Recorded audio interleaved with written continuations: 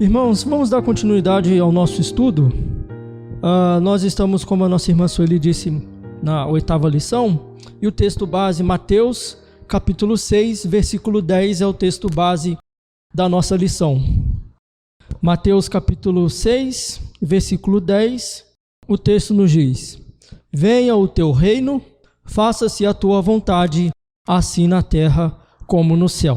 Na aula anterior, o diácono Cleiton falou a respeito da vinda do reino de Deus. E quando nós falamos a respeito do reino de Deus, nós precisamos entender basicamente duas coisas. Quando nós falamos a respeito do reino de Deus, ou quando nós pedimos para que o reino de Deus venha, não significa que Deus não reine, não significa que Deus não esteja reinando, até porque Deus reina desde toda a eternidade. Quando nós pedimos para que o reino de Deus venha, é para que Deus continue a estabelecer o teu reino entre os homens. Então, quando nós pedimos venha o teu reino, não significa que Deus não reine. Deus, ele reina desde toda a eternidade. Ele continua a reinar. E quando nós pedimos então em nossa oração para que venha o teu reino, nós pedimos para que o reino de Deus continue a ser estabelecido entre os homens. E a segunda coisa que nós precisamos entender a respeito do reino de Deus aqui é que esse reino ao qual nós pedimos para que Deus estabeleça é o reino que foi usurpado por Satanás. Deus, ele deu um reino ao homem, a Adão, e esse reino foi perdido.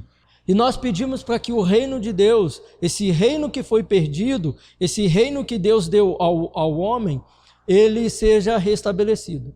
Então, o homem perdeu o seu governo espiritual, o homem perdeu o governo da natureza, o homem perdeu o governo até mesmo sobre a vida.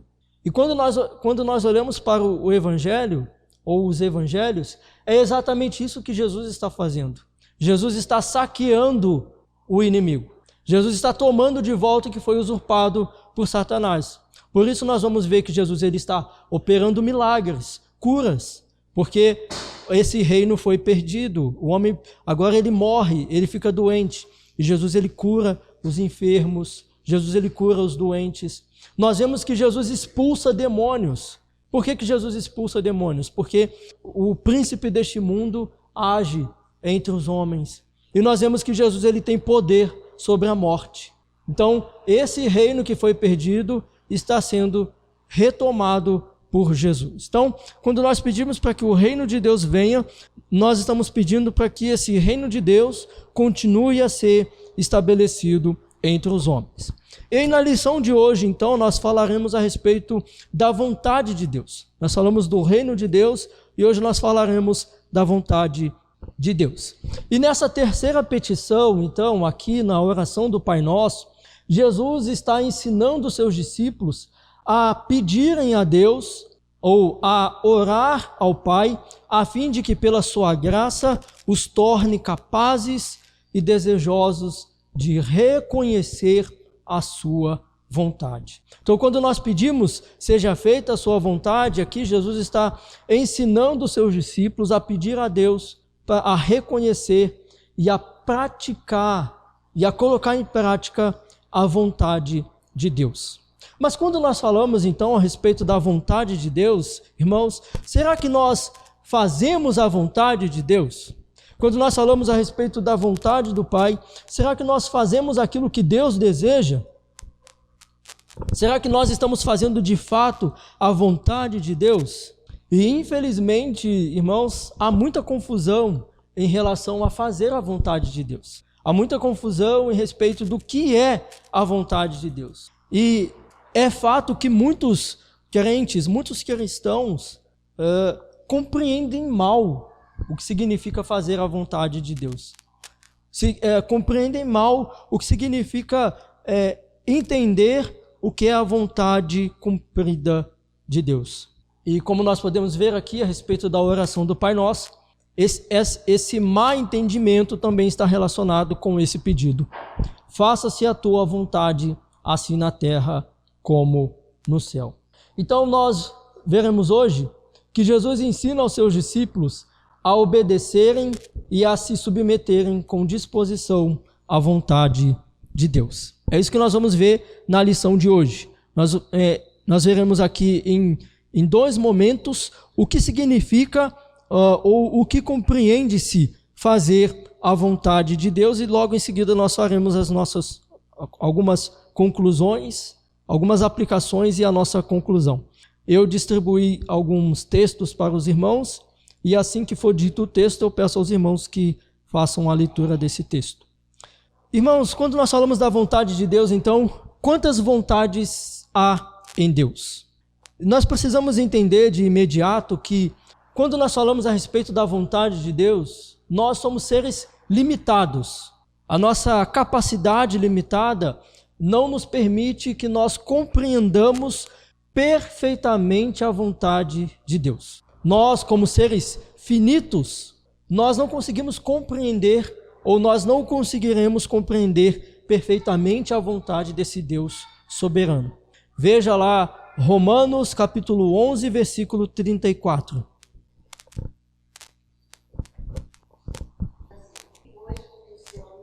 Então veja, Paulo nesse texto, ele começa a partir do versículo 33, mais especificamente, vai até o 36, ele vai fazer essa doxologia, exaltando a grandiosidade de Deus.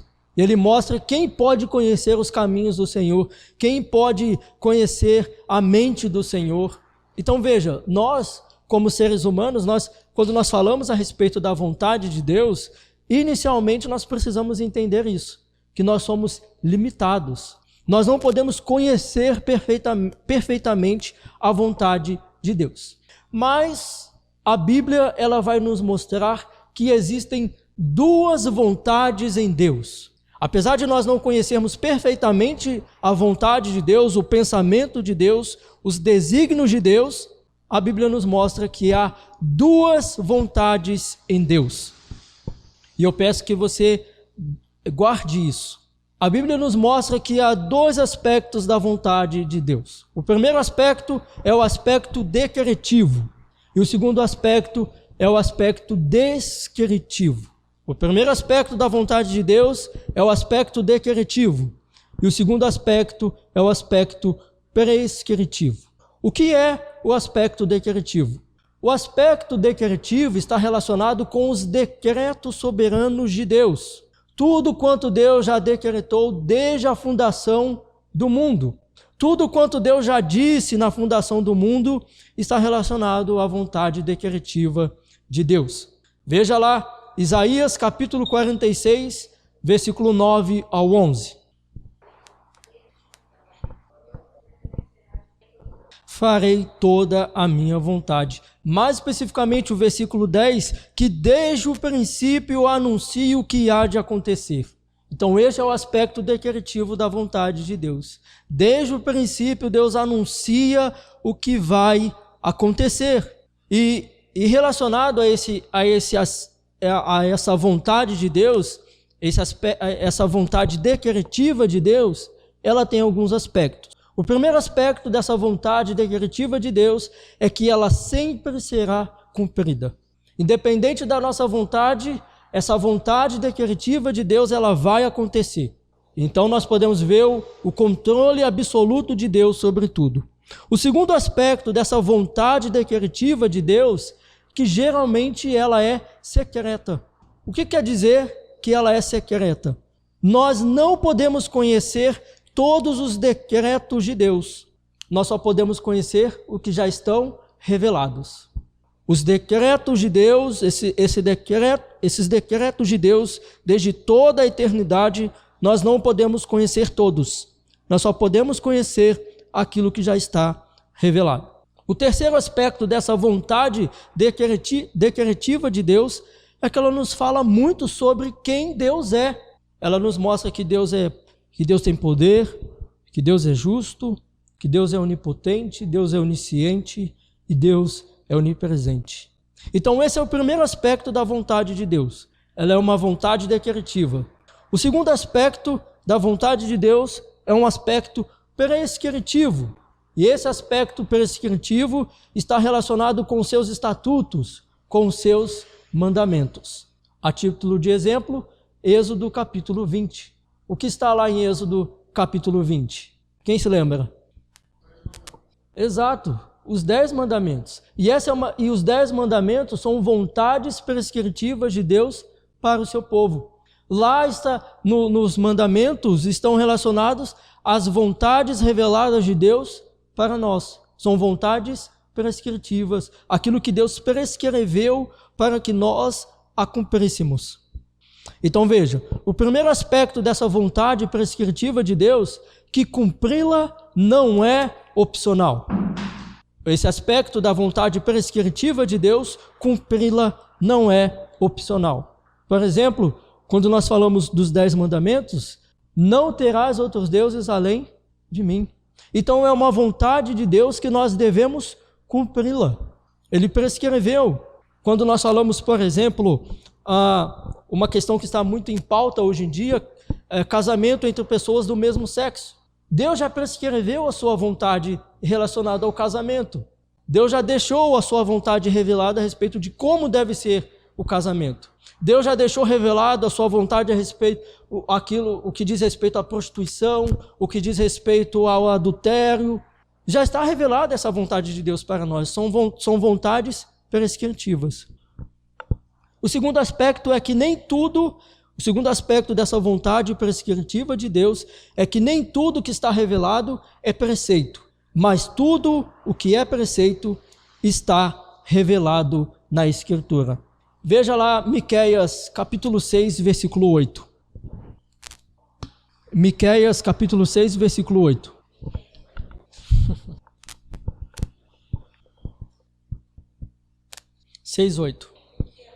Então veja, ele já declarou qual é a vontade dele para nós. Ele já prescreveu aquilo que ele deseja para que nós vivamos ou pratiquemos.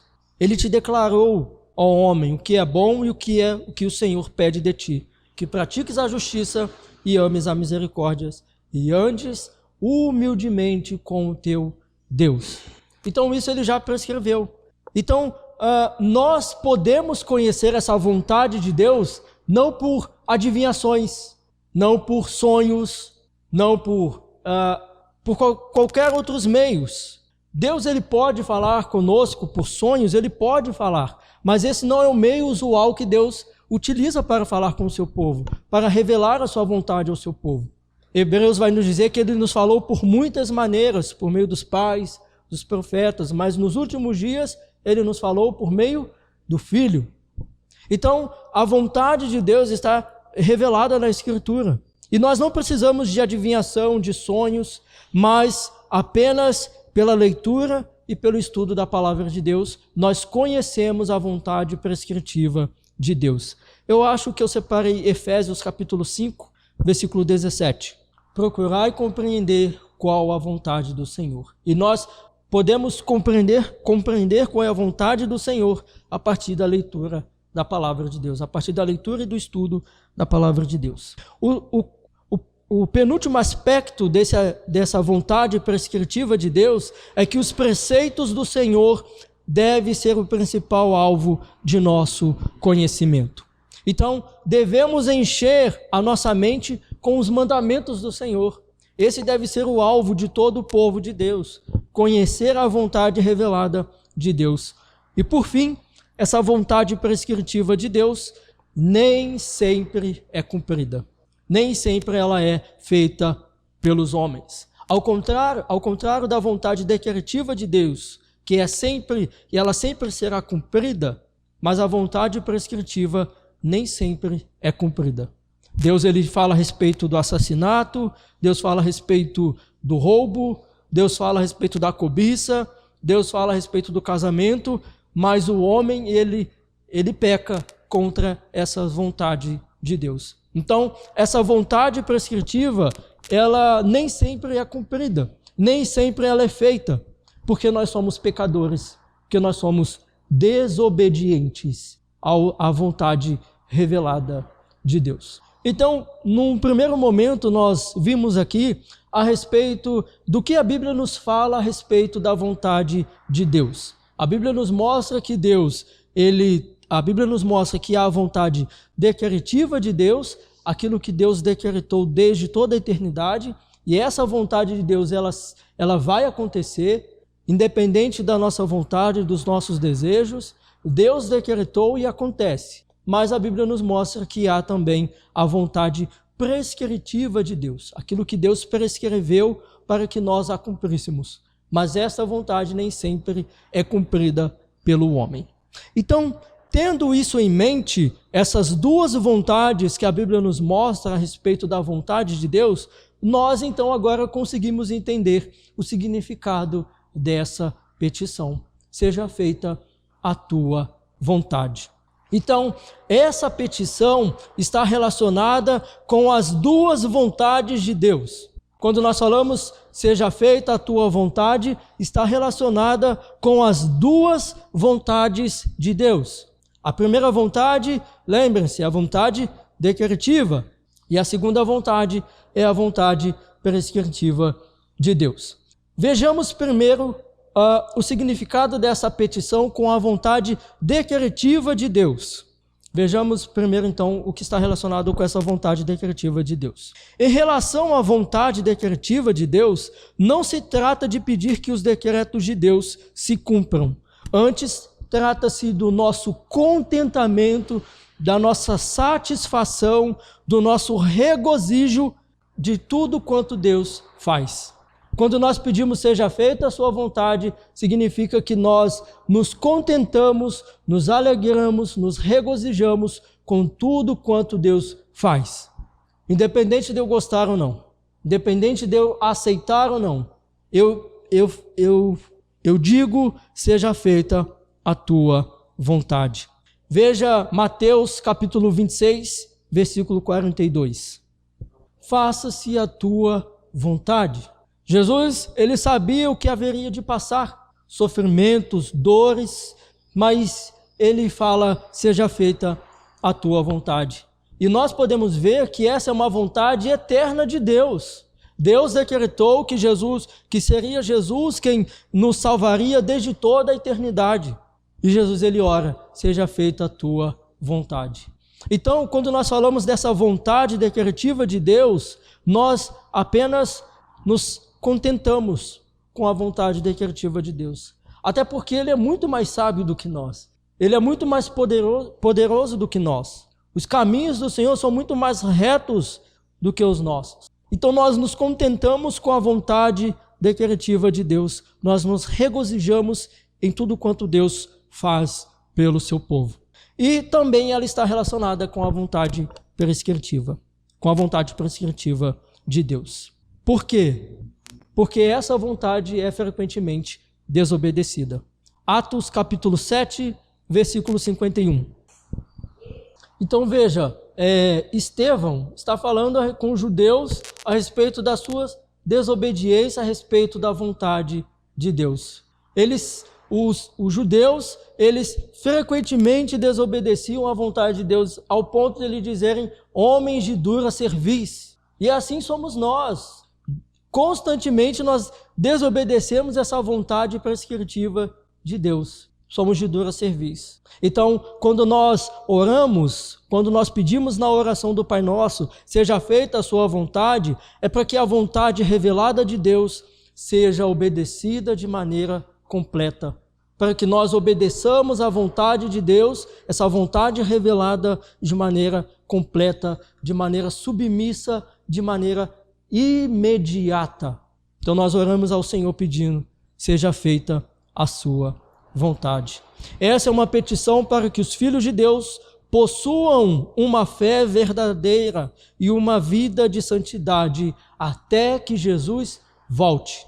Então nós oramos ao Senhor, seja feita a sua vontade, pedindo para que Ele nos ajude, nos auxilie a viver tudo quanto Ele prescreveu, tudo quanto Ele relatou ou de forma revelada está na sua palavra, para que nós a obedeçamos de forma fiel, verdadeira e sincera.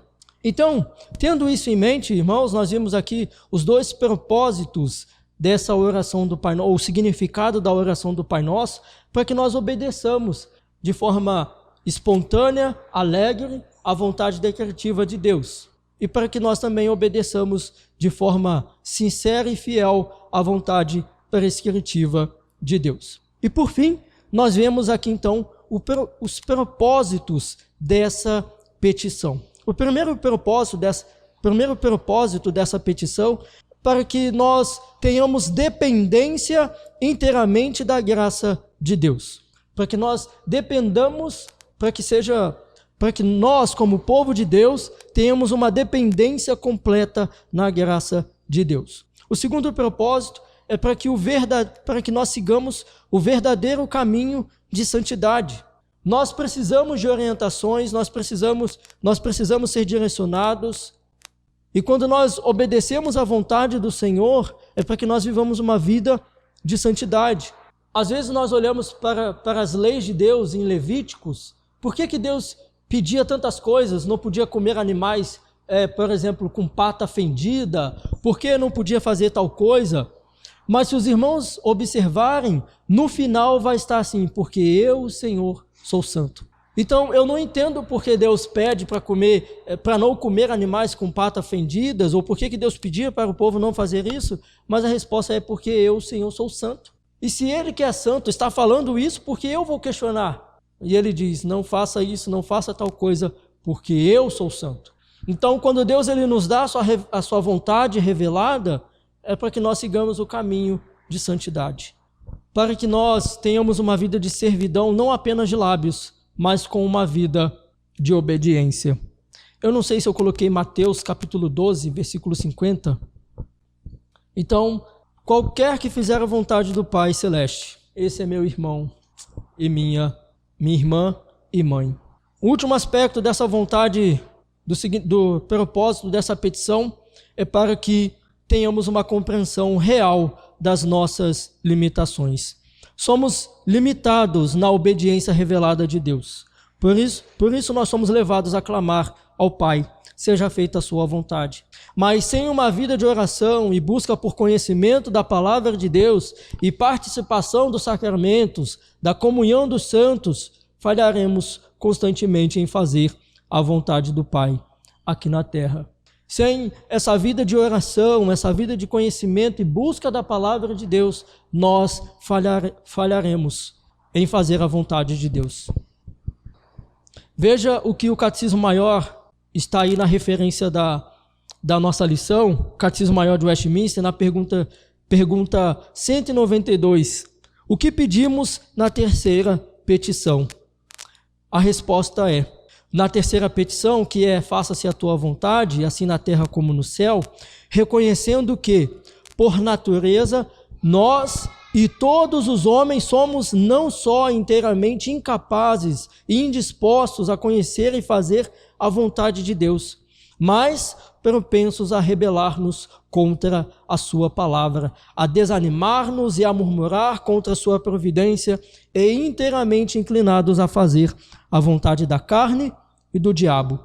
Então veja, pedimos que Deus, pelo seu Espírito, tire de nós e dos demais toda cegueira, toda fraqueza, toda indisposição e perversidade do coração, e pela sua graça nos faça capazes e prontos para conhecer, fazer e submeter-nos à sua vontade em tudo, com humildade, alegria, fidelidade, diligência, zelo, sinceridade e constância, como os anjos fazem no céu. Então veja que nessa terceira petição nós pedimos ao Senhor que nos ajude a viver como santos aqui neste mundo caído, neste mundo quebrado, nesse mundo de trevas. Nós precisamos da orientação, precisamos da direção do Senhor. Para a nossa conclusão, o grande alvo de nossa vida deve ser conhecer e obedecer à vontade do nosso Pai Celestial. Não devemos nos preocupar com aquilo que está encoberto. Por exemplo, Deuteronômio capítulo 29 vai falar que as coisas encobertas pertencem ao Senhor, mas as reveladas a nós. Então, nós não devemos ficar preocupados com as vontades decretivas de Deus, aquelas que estão ocultas a nós tentar descobrir os desígnios de Deus, por meio de sonhos, por meio de revelações, porque tais vontades diz respeito a Deus. Se estão encobertas, não diz respeito a nós. Mas aquelas que estão reveladas, e elas estão reveladas na palavra de Deus, essa nós devemos procurar seguir. Essa nós devemos procurar fazer tudo quanto Deus ordena. Nossa preocupação como discípulos deve ser nos aprofundarmos no conhecimento daquilo que o Senhor revelou na sua palavra. Essa deve ser a nossa preocupação quando nós falamos, então, a respeito da oração do Pai Nosso, seja feita a sua vontade. Irmãos, vamos orar, pedir ao Senhor que nos ajude, nos auxilie, para que nós cumpramos a sua vontade, mesmo quando nós assim não aceitamos, questionamos, ficamos com dúvidas, mas que sejamos conformados à imagem e semelhança de Jesus, aquele que foi o perfeito obediente. Ele em tudo obedeceu ao Pai. Ele foi o perfeito obediente. Pai, diante do Senhor nós nos colocamos e te adoramos, ó Deus, por essa oportunidade de conhecer a Tua palavra, de conhecer a Tua vontade revelada. Ajude-nos, ó Senhor, a viver tudo quanto o Senhor deseja para nós, tudo quanto está revelado na Tua palavra. Precisamos e necessitamos do Teu Espírito Santo, pois nós somos pecadores, nosso coração é inclinado a fazer as coisas que vão contra o Senhor. A nossa carne, ó Deus, milita contra o Espírito. Por isso nós pedimos a Tua ajuda, a ajuda do Teu Santo Espírito, para que nós façamos e cumpramos aquilo que o Senhor deseja. E quanto às Suas vontades decretivas que não estão reveladas para nós, que nós nos contentamos, ó Deus, nos contentemos com aquilo que o Senhor já decretou, que sejamos alegres, porque o Senhor é soberano, o Senhor sabe de todas as coisas, que nós nos regozijemos nisso. Ajude-nos, ó Senhor. Perdoa-nos, ó Deus, se não temos cumprido a Tua vontade. Perdoa-nos, tenha misericórdia de nós. Mas que, na medida em que nós meditamos na Tua palavra, à medida em que nós crescemos em oração, que nós nos conformemos à Tua vontade. Assim nós oramos e tudo isso nós podemos fazer porque Jesus foi o perfeito obediente em nosso lugar. Assim nós oramos em nome de Jesus. Amém.